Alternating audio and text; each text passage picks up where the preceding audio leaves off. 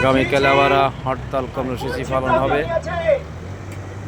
অবশ্যই দূরপাল্লার থেকে যেখান থেকে আশা করবেন আমাদের বাগেরহাট জেলা জুড়ে হরতাল আবার আগামীকাল থেকে পালিত হবে ইনশাল্লাহ।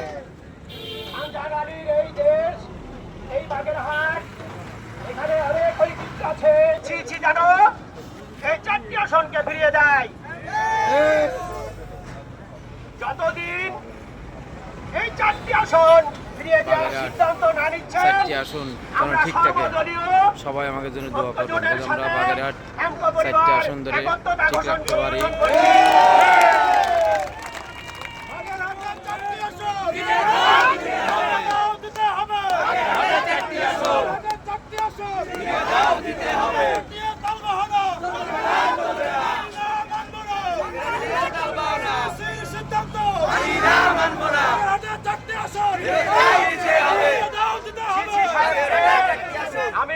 আমরা হামকো পরিবারের পক্ষ থেকে অনুরোধ করছি, আপনি আপনার সিদ্ধান্তকে ফিরিয়ে নেন।